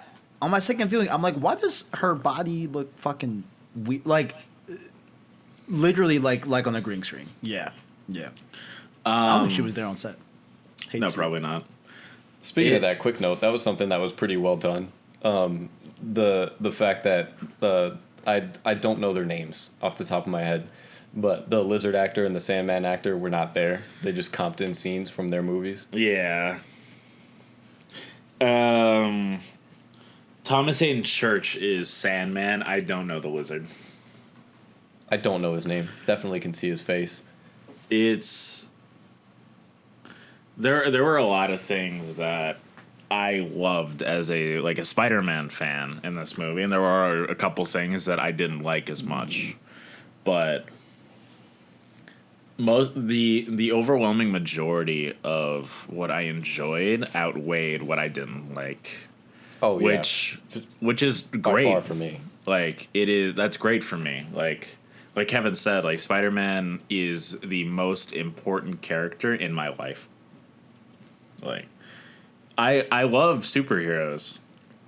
Don't get me wrong. And as a comic book character, Daredevil is my favorite current comic book hero. But there will never be a more important character in my life than Spider-Man. Same. So, having this character be put on screen for millions of people to see, this may be some kid's first Spider-Man movie. Can you imagine? Oh my Like, fucking god. yeah, like imagine God damn. we had it easy growing up because when I was a kid, it was Spider-Man, Spider-Man 2, and Spider-Man 3. Like, we had one Spider-Man, and we had a straightforward story. That's fine. Amazing Spider-Man, you can recognize that's a reboot. And then the MCU came, and then all this other stuff happened. But every interaction or every time you put Spider-Man on a screen or in a book or any form of media, it could be somebody's first interaction with the character, which is why I think it's important to have every representation of this character be up to the standards of where it originated. Like, I think it should be Spider-Man each and every time. I don't agree with the argument that it's, this is just, Peter's been becoming Spider-Man for 3 movies. I don't like that. I don't think it should be that. I don't think any character, like, I think a character should evolve in 3 movies, but I think you should have the core fundamentals of a character set in the first movie. Maybe, sure, by the 3rd act, but the fundamentals of a character and what makes them a character and what makes them special as a character should be front and center in the origin story. It shouldn't be a trilogy origin story. It should be a origin and an escalation of that origin in later movies, which is why I don't like Far From Home, because that whole movie isn't Spider-Man. Like, it has the costume, it has the name, it has Peter Parker, but he doesn't feel like Peter Parker. He ignores responsibilities, even though in the ending of Homecoming, he was taught to embrace those responsibilities at a cost. He recognized that and made the decision anyway. But in Far From Home, he doesn't want to. And it endangers people. He trusts Mysterio to the point of stupidity, and he wears Edith to eavesdrop. And then he webs the drones. Well, we're not going to talk about that. Everybody's made their point. It's drones, dude. Far From Home is, and in talking about it, in terms of characterization, it is the worst Spider-Man movie. No comment. I think it's a popcorn movie. I think you can enjoy the set pieces, and they do have some cool action scenes. I'll give them that. It's a popcorn movie. But for a character, and I know it's an overwhelming minority of people that care this much, but it's for a character that has been with me since I was a kid. Like, since I was 2 years old, seeing Spider-Man in theaters with my parents, and having this character be everything to me growing up, I didn't enjoy it. But that's not what we're here to talk about. What we're here to talk about is how this movie fixed that, and this movie made me love the MCU Spider-Man. Yeah. Like, I hear you on, like, not wanting, like, a trilogy origin story, but, like, I don't know. I'm kind of okay with it if I feel like, what we build up to is, like, what I would tell Billy, right? Where, like, damn, like, I would love to see Tom Holland college year Spider-Man. Like, more mature. He's been through some shit through these past 3 movies, you know what I'm saying? And he's an evolved, refined, experienced Spider-Man. And see what he does, like, in the game. You know what I'm saying? So, I'm cool with that. I don't know. But yeah, I feel like to touch on what you were talking about, because you're right. It did take 3 movies to get to the Spider-Man, like what we know and love to be Spider-Man. But I do feel like they tried. They tried in Homecoming and then realized that they failed at the end of Far From Home, and then just flipped it all on its head when they realized, like, what the overwhelming, like, response was that, we love the MCU, we're enjoying these movies, but this is not exactly Spider-Man. And then they fixed that, like you said. They fixed that in this movie. It's like, I don't know, because it's not just like a trilogy. They tried. Yeah, they tried, but they had the fundamentals set in Civil War. Like, he gave out the, if bad things happen because you choose to do nothing, they happen because of you. Like that. Yeah, pseudo responsibility line. Yeah, pseudo responsibility line. Like, they had that. And to be fair, they also adapted an awful comic, so I give them a little credit for Spider-Man siding with Iron Man. Even though we sided with Captain America at the end, but it's fine. Civil War sucks. Not the movie, the comic. It sucks. And I also don't like the movie, but I enjoyed reading it. I hated Civil War, but I'm not going to talk about that. There was a lot of confusing shit in that comic. Oh yeah, it was bad. But with Spider-Man, it's not just a trilogy. Civil War, Homecoming, Infinity War, Endgame, Far From Home, No Way Home. That's 6 movies. That's a 6-movie origin story. And I get that he wasn't in Infinity War and Endgame and Civil War for a giant chunk of time.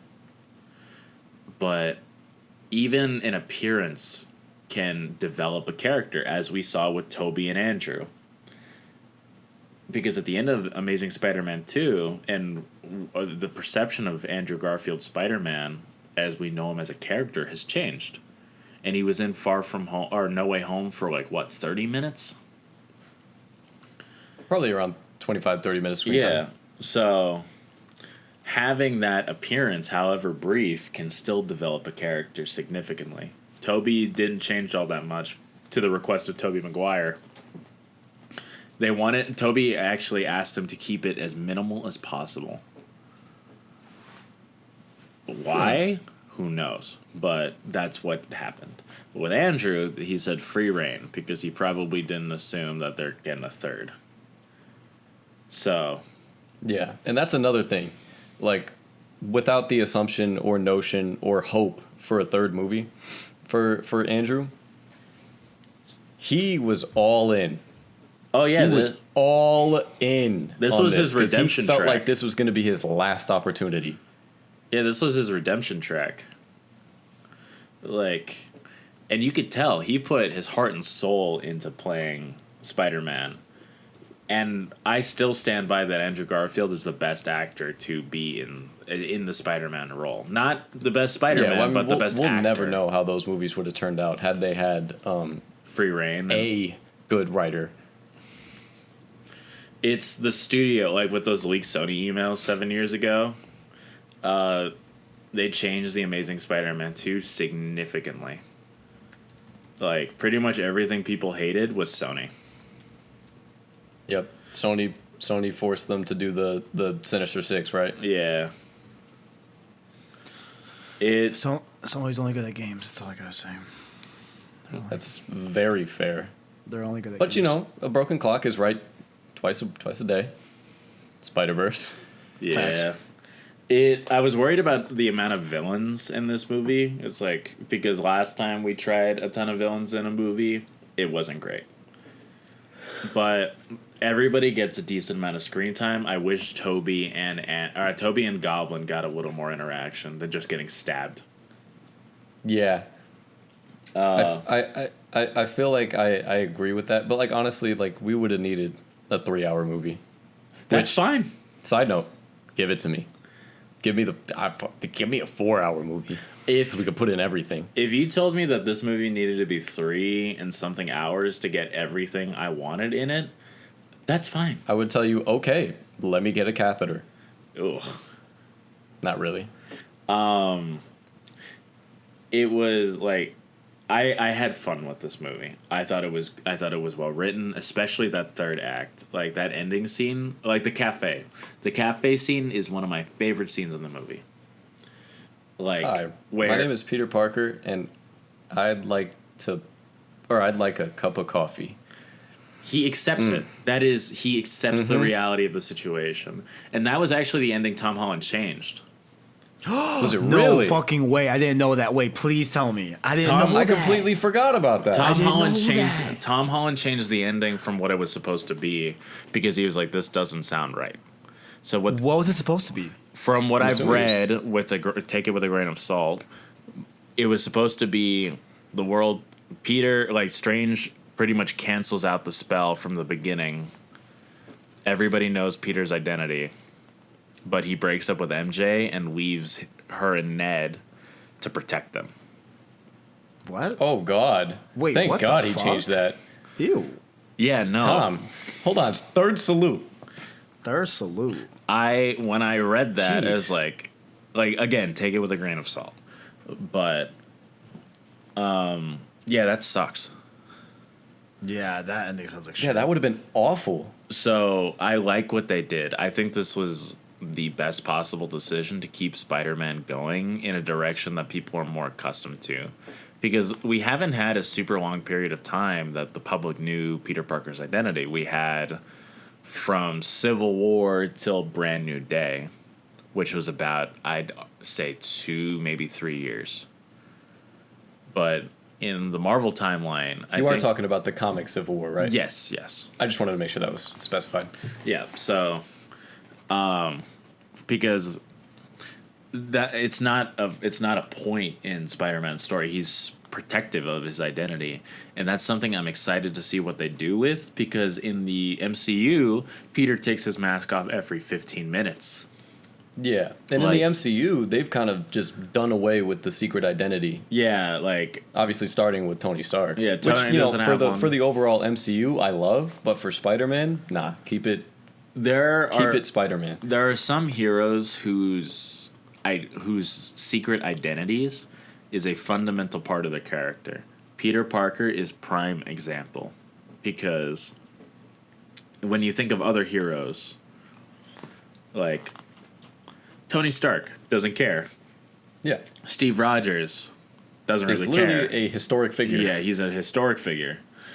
But like, could you imagine if they were doing a Batman movie where Gotham knew Bruce Wayne was Batman? Yeah, they did that in Injustice, and it worked kind of, but it's not nearly. It doesn't hit nearly as hard.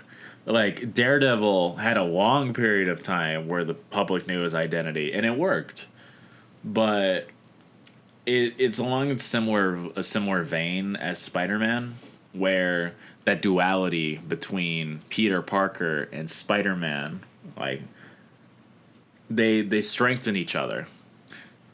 Peter Parker's growth helps Spider-Man become a better hero, and Spider-Man helps Peter Parker become more confident. It's a duality that you lose if you reveal Peter's identity to the public permanently. That's something that I don't want to see. That's something that I don't think would be done very well, because it would get tiring. It works with Daredevil because Daredevil lives recklessly. He's a different character than Peter Parker. Like, when Daredevil's identity got revealed, he fought it and argued it for a while, and then pretty much just accepted it for the greater good. It made sense in the context of the story, but he lives recklessly. Peter can't afford to do that. Everybody in Matt Murdock's life dies. Peter still has, like, well, in the comics, Aunt May and MJ. Not anymore. At least in the movies. But Peter has things to lose that don't really work as well as they would for a character like Matt Murdock. And on that note, I love that they got to a point of another thing that I remember that you mentioned from Road to Miles Morales, where Peter said, "I don't care anymore." Where they got to the point of what's it called? Like, I have May, I have Ben. And then what did he say? The rest of the world can go to hell? Yeah, the rest of the world can go hang. Can go hang. That's what it was. I love that they got to that point. Like, something that I don't think is explored nearly as well in Spider-Man movies as a whole is that Peter Parker is an angry person. Like, and rightfully so. Like, especially in his high school days, Peter is angry. Like, he in the original comics, he talks about that he could put a hole through Flash Thompson before anybody knew what was happening. And he held himself back because he's like, that's not what heroes do. That's Like, Thank you for saying that, because you brought up another one of my favorite recurring lines in this movie. It's what we do. Yeah. yeah. Yeah. I love that. We have to cure all of them, right? It's what we do. No, also I like that because like I just feel like that's such a natural line. I feel like in the circumstances that they're in, but also I feel like it pays a lot of respect to the longtime fans of Spider-Man. Like you know what this Yeah. is about. Like It's what we y'all do. know. Yeah, like y'all know what we do. You know what I'm saying? So I love that like that line works kind of both ways of like working in the moment in the movie as well as an audience. You know, Yeah. if you're and it's I would find it hard to believe if someone knows nothing about Spider-Man. You know, at this Yeah. point. You know, The point that so this is how I like to view Spider-Man from. In 2099, in that timeline, Spider-Man is held as the greatest hero who ever lived. Not Captain America, not Iron Man, not Strange. Spider-Man is held as the greatest hero who ever lived. I forget. You can And- definitely help me out with this one. I don't know what comic it is, but doesn't somebody come down and literally say that Spider-Man is the best of all of you? I forget. It's a big team up one, like Civil War, maybe Secret War, or something like that. Yeah. Somebody comes down and says that Spider-Man is the best of all of you. I think I remember what you're talking about because it's a recurring theme. I think it's in Civil War. Like, It's a good possibility. oh, you go. Is that where I forget specifically the comic where he gets shot? Oh, that is Ultimate. That is Ultimate Spider-Man. Okay, and then Captain America's holding him. Yeah, Captain America chastises Peter for not being a good enough hero, and then he's like, "Go home, kid." And what Peter does is he turns around, swings back to where the Ultimates are, and takes a bullet for Captain America. The best of all of us. But it's a recurring theme. Spider-Man is the greatest hero of all time. And that should be how when Peter Parker, when Spider-Man does something, it should reflect that. And that's a tall order. I get that. It's hard to humanize a character that ends up being that legendary. But it is possible. It's definitely possible. When Peter Parker or Spider-Man does something, it should reflect that. But it's a thin line between making him seem like a god and making him fumble around and still be called the greatest hero of all time. It's a thin line that's difficult to do, but it's possible. So in moments like where in No Way Home, where he sacrifices his life essentially, because that's what he does. He puts his life as Peter Parker, and he sacrifices it. He kills Peter Parker to save everybody from like a dimensional rift. I love that. That's so much, dude. Like, because obviously there's the subconscious notion of oh man, like got all that stuff that we've been through, and now we gotta start over from the beginning. But obviously, as Spider-Man fans, we feel different. But you know what I mean? Like I thought about that on the way home from when I was driving to see No Way Home. hey, It's not just my boys, like I gotta start over that friendship from the beginning. Your family, your friends, anybody you've ever loved, and anybody you may still love, feels nothing for you. You were never born, you never talked to them, you never laughed or cried with them. Every moment you've ever spent with somebody that you love never happened. And that's something you have to live with. You have to look at someone that you love and know that they'd feel nothing. and then they put an exclamation point on that with Happy, Yeah. How did you know her? Spider-Man. Oh, me too. Because I mean, I know obviously you feel a little bit more heavily about Far From Home than we do, but I feel like you probably enjoyed the sequence of Happy and Peter on the plane just as much as we did, where you know, like that whole conversation of you know, you're all alone, you don't have your tech, friends are in danger, what are you gonna do about it? And he has all of this emotional connection with Happy basically being like a pseudo 50% what's it called, Uncle Ben to him. Like a father figure. Yeah, like a low-key father figure to not knowing him at all. Yeah. Like every moment you had. And the first person, like, think about if May was still alive. God. I think that would be worse because she died loving Peter. She died loving him. And I think that would be worse if she was still alive and had no idea who this guy is. Like a stranger on the street, like coming up to you, like, and saying, "We had an entire life together. Why don't you remember me?" Just pain. Yeah, Pain and suffering. Yeah, like, but that's the thing about Spider-Man that is compelling, and that's the thing about Spider-Man that they finally got right.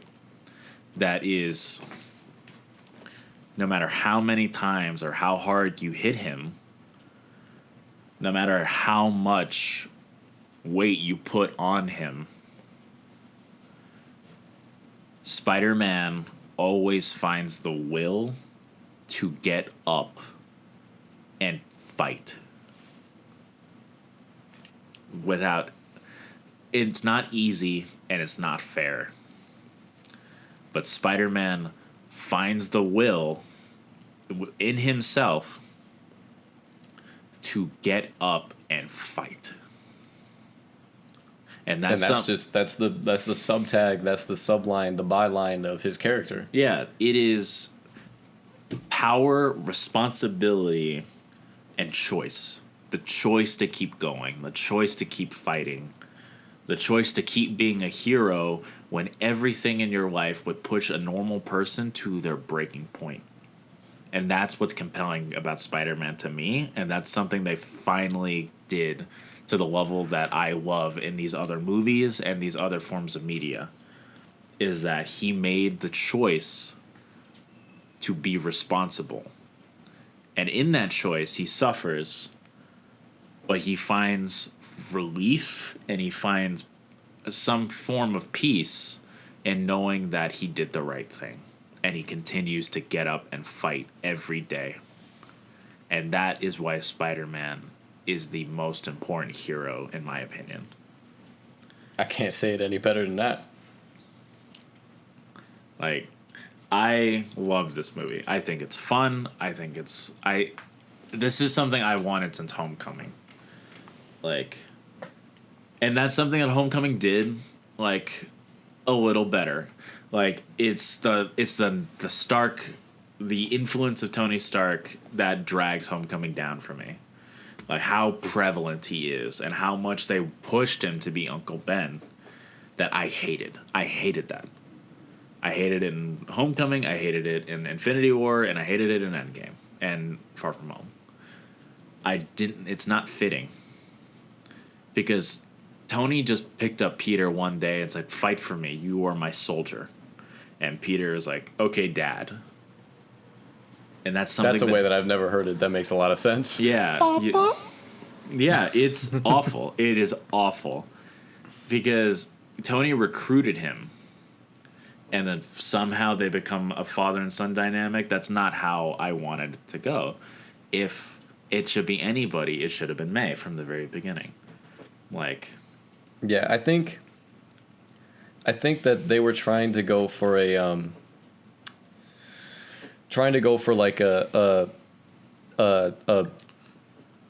you know, like a, how do I even explain this? Because they didn't do it correctly. they did it to where it's a father-son dynamic, but I feel like they were trying to go for a boss, new employee wants to rise in the ranks and prove himself type situation. But then they hit on so many emotional beats that it feels like it's supposed to be a father-son dynamic, which doesn't work. It should have been a mentorship. Like, he's like, I want to be respected. I want to be, like, I want to be in the big time. Like, I want to be an Avenger, kind of like big time. But yeah, because that's what they hit on with the scene of, if you're nothing without the suit, then you shouldn't have it. yeah, it should have been a mentorship, not like a father figure role. And that's Peter has grown past Tony Stark. Thank God. He doesn't need him in his life anymore. He's let him go. And that's just something that I really needed to see, because it's what dragged down Homecoming. It's what tanked Far From Home. And having Peter stand up as his own hero. He doesn't need Iron Man. He doesn't need these other heroes to prop him up to greatness. He's got there on his own. He's climbed up from hell over and over and over again, not on the shoulders of other heroes who came before him, but by his own volition and his own capability. And that's what made this movie stand out to me, and that's what made this movie important to me. Not the fan service, not the cool fights between the Spider-Men that we knew and loved, because their stories are pretty much over. And that's something that I've accepted, other people have accepted. This is the new Spider-Man. And I'm happy to say that I'm looking forward to the next Spider-Man movie. Like, I'm excited in a way that I haven't been since Civil War. I am stupid excited. No, that's just crazy coming from a Ragnar, because this man has talked hella shit on the MCU Spider-Man. You know what I'm saying? Yeah. Still, I feel like you still like enjoyed them to a degree, right? But like, Yeah. you were definitely critical in the MCU, and like that was something that like I saw more and more. Yeah, the characterization is just something that I didn't like. But Yeah. but they finally did my boy right. And I'm thankful. I'm thankful for this movie. Like, this is something I needed to see. And it sounds goofy and it sounds cheesy, but, and I'm not going to get into depth, but none of us have had a good few years, I would argue. That's a good argument. And so seeing my hero, like, have the ability to come back from, like I mentioned earlier, depths that would break normal people, shatter them, and find the will to keep going and to do good in spite of that, is something that I needed to see. Like, because these films are important to people. They're important to me. They are. Like, They are. The messages that they send are important. yeah, like Spider-Verse, this movie, Spider-Man 2, are important messages about heroism and how heroism doesn't need to be bombastic, like in Infinity War or Endgame. It's just a choice. It's a choice, and it's a choice that Spider-Man makes every day. And that's why this movie is a lot for me. It's a goodbye to Tobey's Spider-Man, because I don't think there should be a Spider-Man 4. I would like it, but I don't think it should happen. It is an opportunity for Andrew's goodbye, a proper goodbye. Yeah, I would definitely prefer an Amazing Spider-Man 3 over a Spider-Man 4. Yeah, agreed. And like Kevin knows, like I love the Spider-Man trilogy. I love it to death. But growing up and like and becoming more of an adult, like, I understand that some things end. And that's okay. And that's just This is something. true. And that's just And it something that I It just sucks that some things end on a note that is.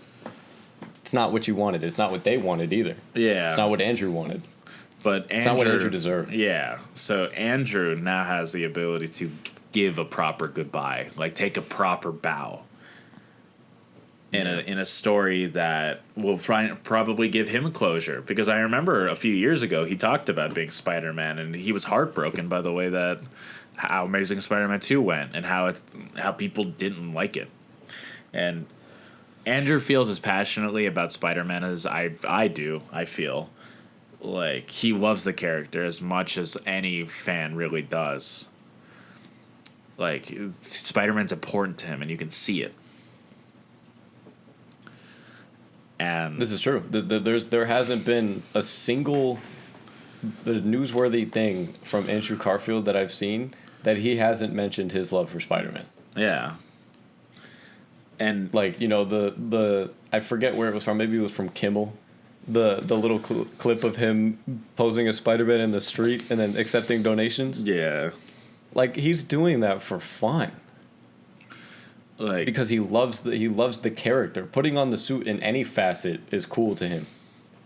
when I was a kid, I had a Spider-Man suit, and I would always leave it under my school clothes. Like, I couldn't have been older than 7. And I would sometimes just pop open my shirt, like if I was wearing a button up, and you just see the spider. That's fire. And I do that as an adult sometimes. I don't wear it to like work, but if I've got a day off and I feel like just like fucking around for a little bit, I'll put on my Spider-Man suit. Dude, I don't blame you. If I had a Spider-Man suit, I would just be wearing that shit. I would just be wearing it for no reason. I'd be sitting here playing games in my suit. I wear the mask sometimes, like, just for fun. And the mask is important. Like, I have it on display because, you know, sometimes like I said, it's cheesy. But, you know, I'll, like, hold the mask if I'm really going through it. It's like, if he No, can... it's not. It's not cheesy. If he can do it, I can do it. If he can get through it, I can get through it. And Spider-Man's important. He is. He's been like the solidified part of my entire life. Like, I've always, like, you know, joked around since I was a kid that like I am Spider-Man. That like that's like I am Spider-Man. You know, anytime you drop something off the counter and then you catch it before it hits the ground, I'm Spider-Man. But I remember a couple years ago. Since I was a kid, I've always had this really nice, just small profile painting of Spider-Man, right? Of Tobey Spider-Man, and my uncle had painted it for me, and he told me when we were on vacation a couple years ago that when I was a kid, he had painted me a profile of myself, and he felt that I wouldn't like that. So he painted Spider-Man over the painting of me. And that just solidified it to me. I'm like, okay, so since I've been a kid, that painting of Spider-Man is a painting of me. And that's something like that just really sells. It's like you don't get that attachment without the character actually meaning something. Yeah, like, who cares? Like, if you put me in like a Green Lantern suit, it's like, okay, that's whatever. It's like, all right, cool. As long as I keep my focus, I'm a hero. Yeah, yeah, like, but if you put me in if somebody drew me in a Spider-Man suit, it's like, that's me. Like, Spider-Man. Like, it's such a dope concept. Yeah, Spider-Man is in everybody. And this movie's important. It's got everything that I've been wanting, which I'm grateful for. And even they did poke fun at, like, people that were a little critical of Spider-Man with these MCU movies. So I felt like I was a little. It's like, okay, John Watts, go off. They gotta have fun with it. Yeah, no, that's fine. But like I've been saying the entire time, this movie fixed issues I've been having, and I'm really grateful for that. Like after Far From Home, I was like, whatever, just like Spider-Man's gonna be in a movie, okay.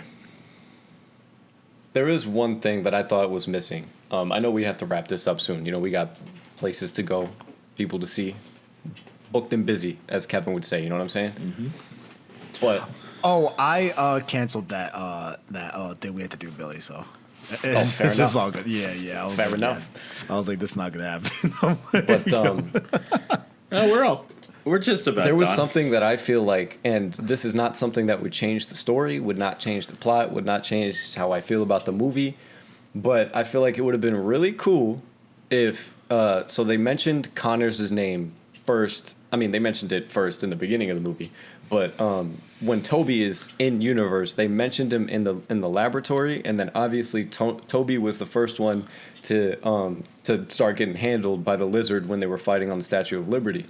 It would have been really cool if they had just mentioned, like, when when Toby is getting hit by the lizard, if Andrew comes up and says, "Hey, do you need help with Connors?" Or if they just mentioned Connors' name in a different facet in the laboratory, and then Toby turns around and says, "Wait, Dr. Connors?" Yeah, I wish. Because they could have done that, or what's it called?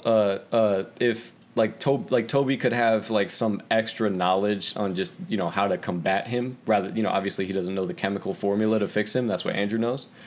But just when they're like fisticuffs, if like he had something extra, because after we leave him in the hypothetical Spider-Man 4, his lizard comes out. We don't see him fight him because that's obviously after we leave him, but this is an older Peter. We could say that he's already fought his version of the lizard, and then we get that mention of he knows his Dr. Connors. Yeah. Just some character interactions would be nice, but like you said, that would turn into like a 3-hour movie, which I'm fine with. I am so fine with. I'm fine with a two-parter. Not like a two-parter like Avengers, like they called it Infinity War Part 1, Part 2, and then it was Infinity War Endgame. Yeah. But give me 2 hours 45 minutes intermission, go get some more popcorn, go to the bathroom, come back, 2:45 more. I'm with that. You want a long movie? You want a I want it. All of it. I honestly cannot wait to see those deleted scenes. I want to know what's in there. What's in there? What did you keep from me? The same place that I read those the original ending. Like I said, take it with a very heavy grain of salt. There was going to be a lot more Matt Murdock. Yeah. I don't know how that would have really fared. It was a court scene. Okay. It was Matt getting Peter out of the interrogation room.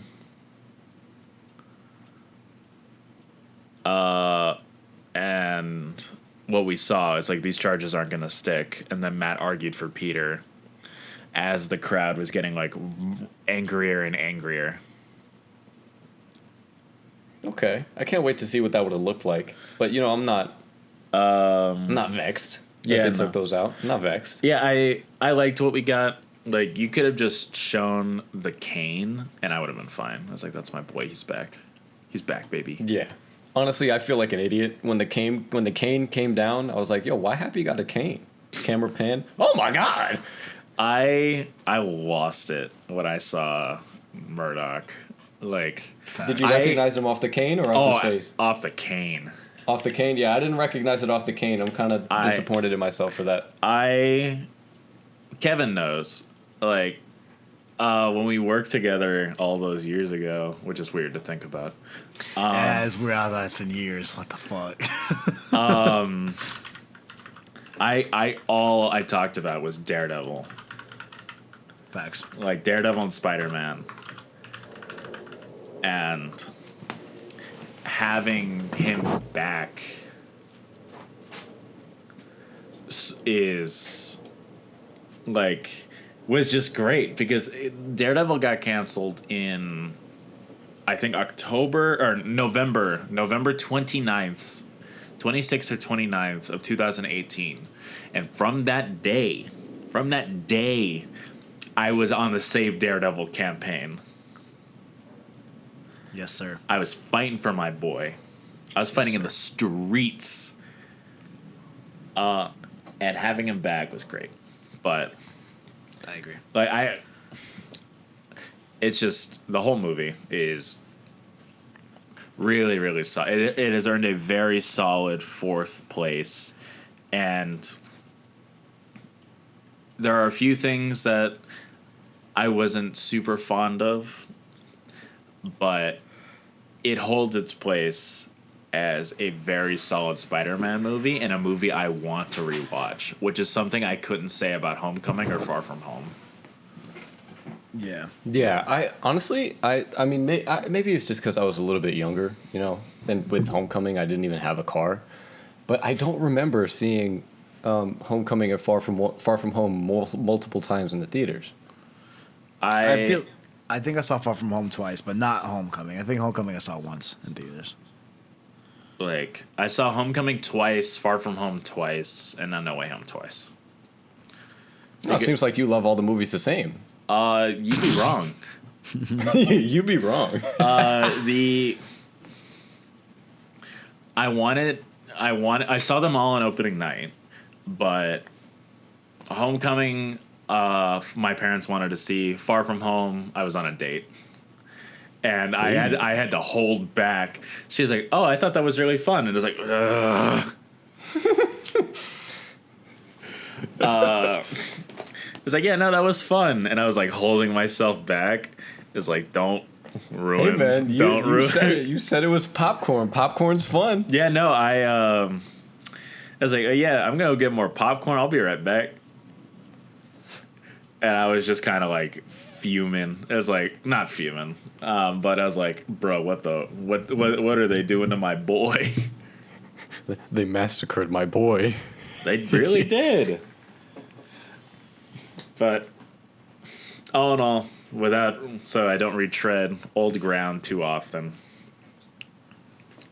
8 out of 10. Like 8. 8 out of 10? Yeah. I'd give it a solid 8.8. 8.8 to like a 9.2 for me.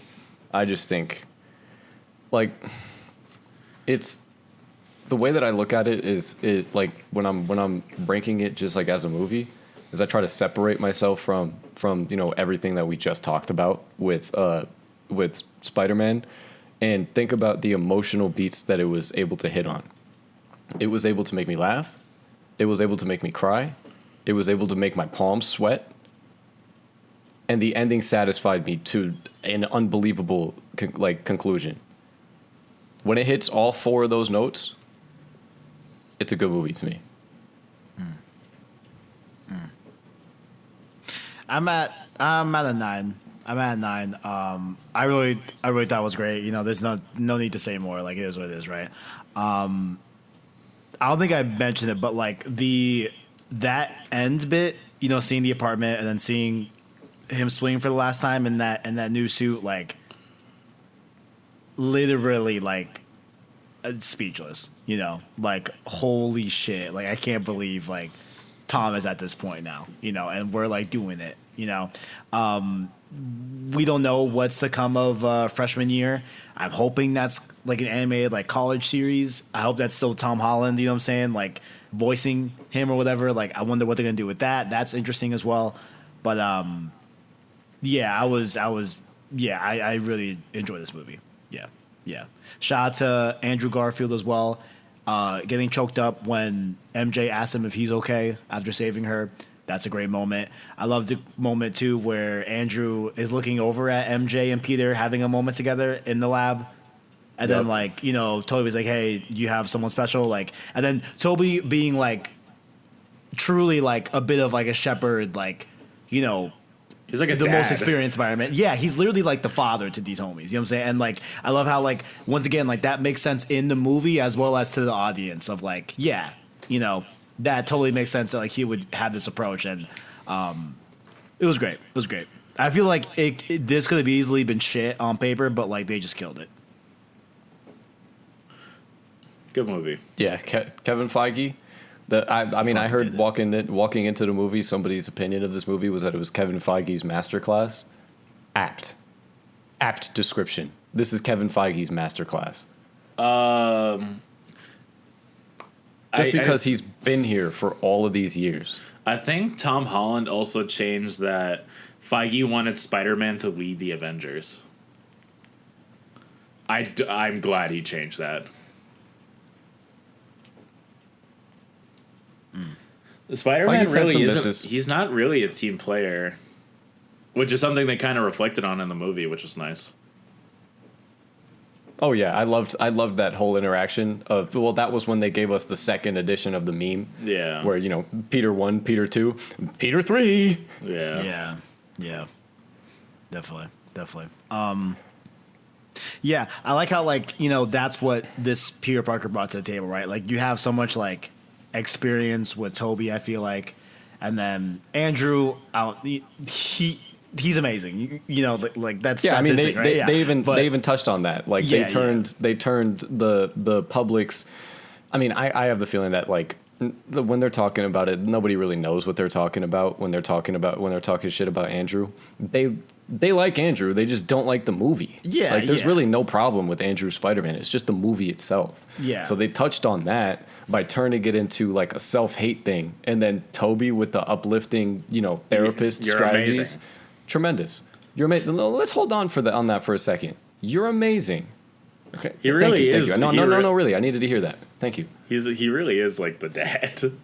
But like I like how like they both brought their own thing, and then like Tom's specific thing is that like he knows how to cooperate in terms of like a team dynamic. Like he knows how to work with other powered individuals that in a given scenario. I thought that was a great thing that he taught them in a way. Yeah, that was cool.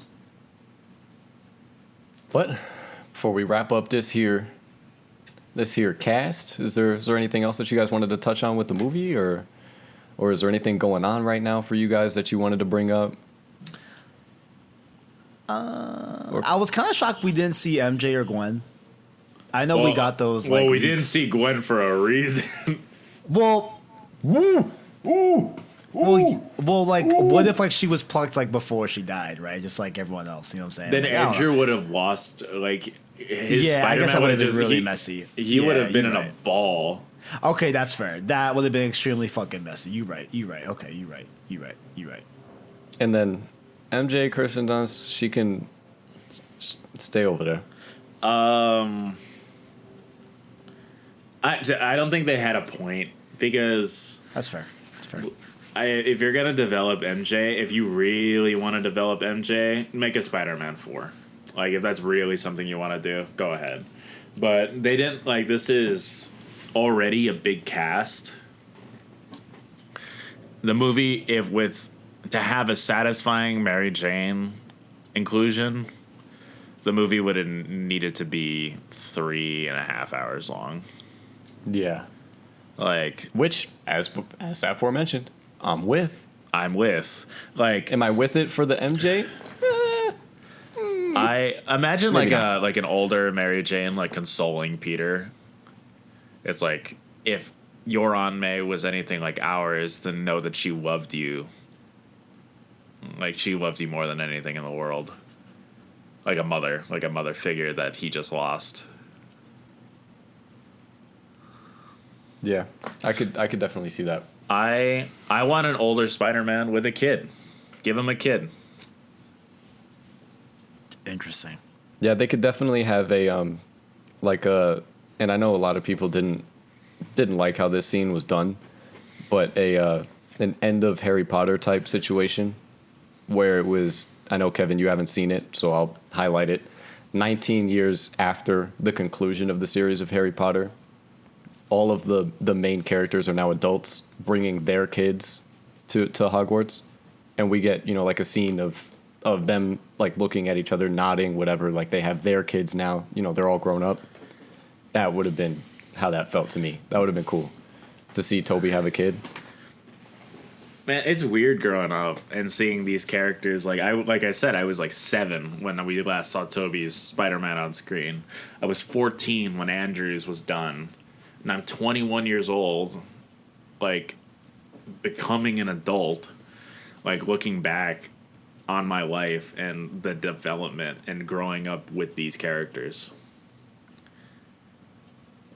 I don't know, it's just crazy to know how far we've come. A, as just people, as humans.